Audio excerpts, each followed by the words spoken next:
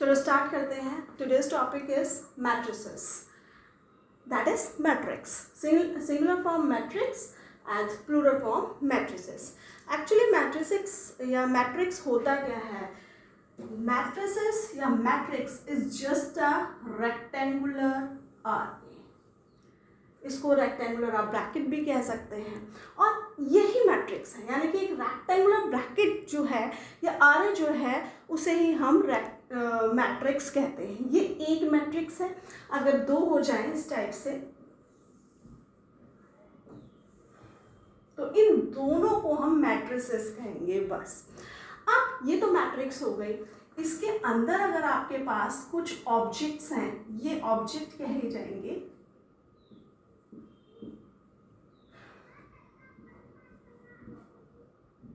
ये आप इन सबको क्या कह सकते हैं? ऑब्जेक्ट कह सकते हैं, एलिमेंट भी कह सकते हैं, एंड मेंबर्स भी कह सकते हैं. बहुत सारे इसके नाम हैं. तो ये मैट्रिक्स हो गई, और मैट्रिक्स के अंदर जो है वो उसके एलिमेंट हो गए. तो मैट्रिक्स आप समझ गए क्या है. अब हम समझते हैं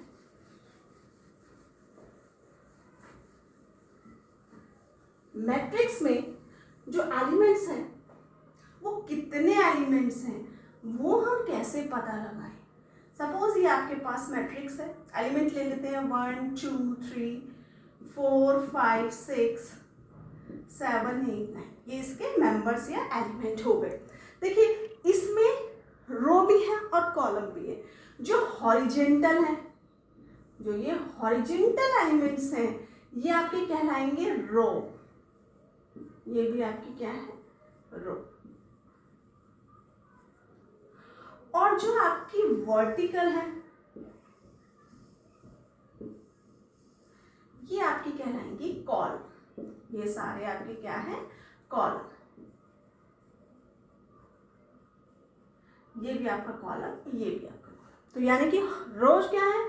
हॉरिजेंटल एलिमेंट्स, एंड कॉलम क्या है? Vertical elements.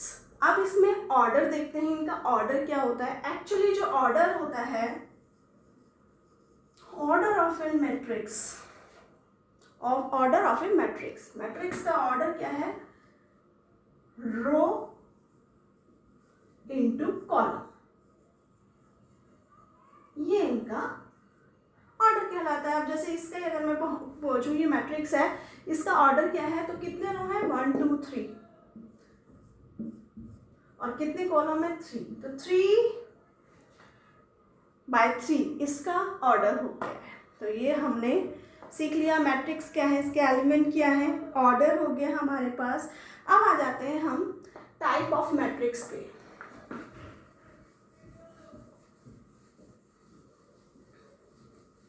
बहुत सारे हैं इसके, there are so many types of matrix. तो शुरू करते हैं. सबसे पहले हम लेते हैं कॉलम मैट्रिक्स.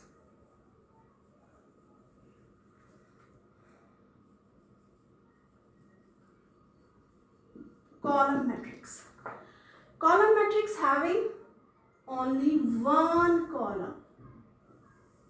तो सपोज ये आपका मैट्रिक्स है और इसके A B C है. अगर आप देखें तो इसका कॉलम केवल एक ही है, पर हाँ इसके रो कितने हैं? इसके रो हैं आपके पास 3. तो इसका ऑर्डर क्या हो गया? 3 × 1. तो ये आपकी क्या हो गई? Column matrix. कॉलम मैट्रिक्स में कॉलम एक ही होता है. अब आ जाते हैं रो मैट्रिक्स.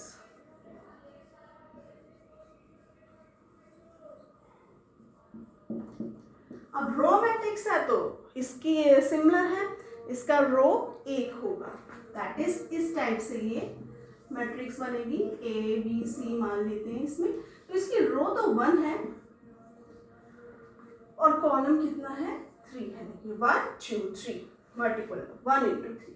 तो रो मैट्रिक्स में रो एक होगी और कॉलम मैट्रिक्स में कॉलम एक होगा.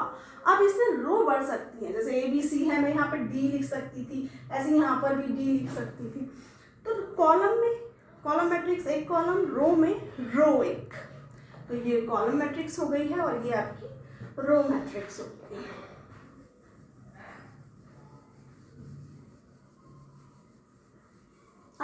हैं square matrix.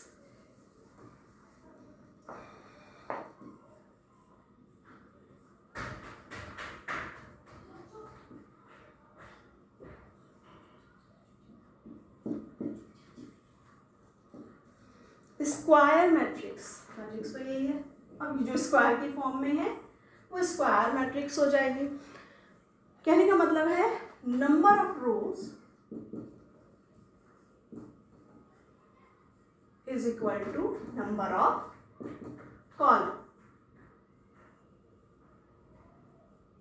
Number of rows number of column, यानी कि इनका ऑर्डर इक्वल होता है, जैसे 3x3, 4x4, n/n। तो सपोज मैंने ये मैट्रिक्स ले ली 1 2 3 4 5 6 7 8 9, तो इसमें कितने रो हैं? 3 रोज है एंड 3 कॉलम। तो ये कैसी मैट्रिक्स हो गई? स्क्वायर। इसका जो ऑर्डर है यहाँ लिखा जाता है, इसमें रो पहले लिखा जाएगा और कॉलम बाद में लिखा जाता है। तो ये इसका ऑर्डर है, लिखा जाता है। अगर आप इसको मल्टीप्लाई कर दें, जैसे 3 × 3 कर दिया तो 9 आ गया, तो यह नंबर ऑफ एलिमेंट्स को शो करता है। तो देखिए इसमें 9 ही एलिमेंट है, 1 2 3 4 5 6 7 8 9, तो 9 एलिमेंट्स है। ये ऑर्डर इस एलिमेंट्स को भी शो कर देता है, दैट इज स्क्वायर मैट्रिक्स। अब आ जाते हैं डायगोनल मैट्रिक्स।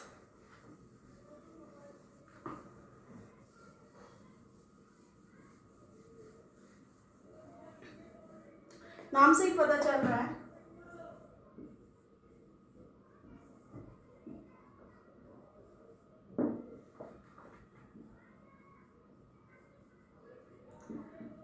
डायगोनल मैट्रिक्स जो है एक स्क्वायर मैट्रिक्स होगी, ध्यान रखना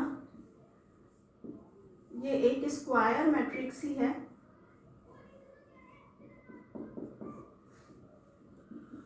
बस इसमें नॉन डायगोनल एलिमेंट जो होते हैं वो सारे जीरो होंगे, केवल डायगोनल में ही आपके पास एलिमेंट होंगे, वो कुछ भी हो सकते हैं 4 5 6 सपोज। तो डायगोनल के मैट्रिक्स, जो डायगोनल के एलिमेंट्स हैं वो ही होंगे और सारे एलिमेंट जीरो हो जाएंगे, दैट इज डायगोनल मैट्रिक्स। 3:3 का है, सॉरी 3/3 का है ये भी, क्योंकि स्क्वायर में ध्यान रखना diagonal matrix is square matrix, rectangular नहीं होती है। तो ये आपकी डायगोनल मैट्रिक्स हो गई है। अब डायगोनल के बाद हम शुरू करते हैं स्केलर मैट्रिक्स।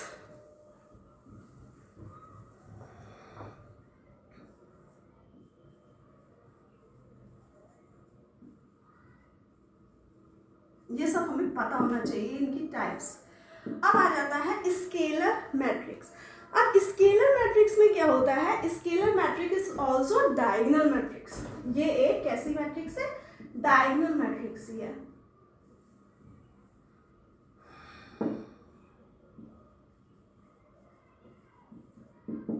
डायगोनल मैट्रिक्स है पर स्केलर है, यानी कि ऑल मेंबर्स डायगोनली इक्वल होंगे। जैसे 4 है तो 4 4 4, तो डायगोनली इसके इक्वल हो गए। स्केलर मैट्रिक्स के बाद आता है आइडेंटिटी मैट्रिक्स।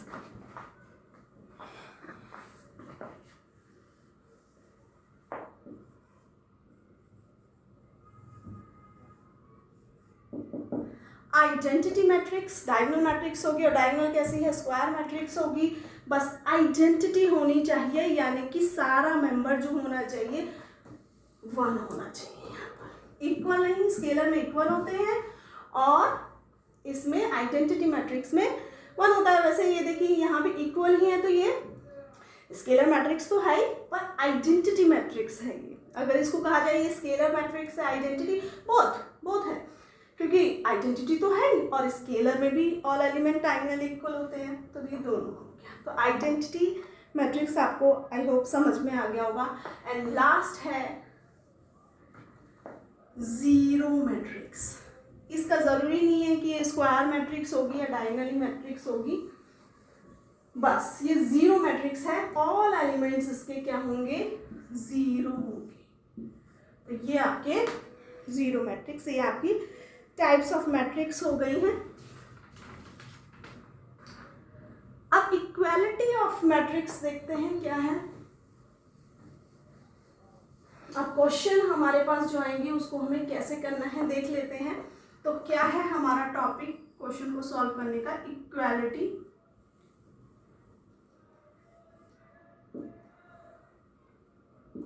ऑफ मैट्रिक्स, यानी कि मैट्रिक्स अगर इक्वल है, अगर सपोज आपके पास दो मैट्रिक्स हैं, सपोज ए और बी, अगर ये इक्वल है, ए और B set to be equal, कब होंगे? ये दोनों मैट्रिक्स इक्वल कब होंगी? सबसे पहला जो कंडीशन है इनकी, अगर ये इक्वल है तो इनकी कंडीशन, पहली कंडीशन है they are of same order.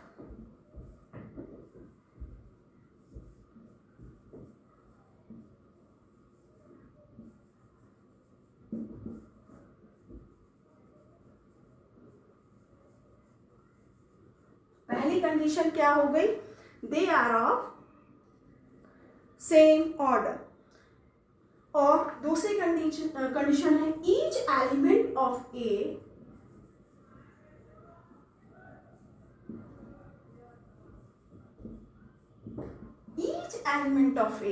किसके इक्वल होगा? Corresponding element of B, corresponding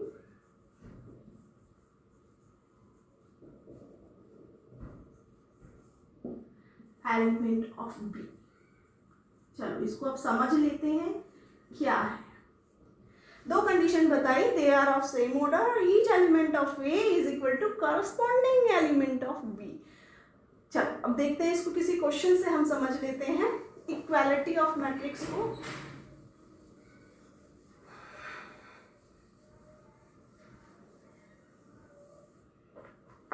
suppose आपके पास एक मैट्रिक्स है x, y, z और ये 0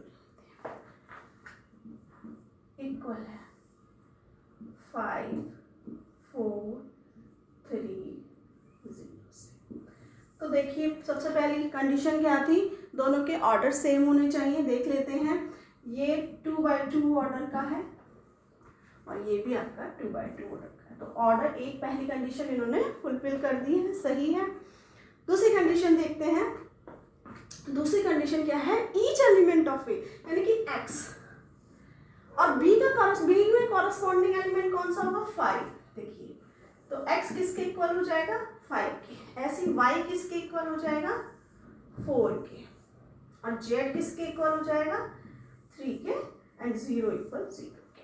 तो इस टाइप से आप इक्वालिटी कर सकते हैं। ऐसे क्वेश्चंस आएंगे 3.1 में। नेक्स्ट वीडियो में हम 3.1 एक्सरसाइज के कुछ क्वेश्चंस करेंगे, तो ये आप रिवाइज कीजिए। Thank you.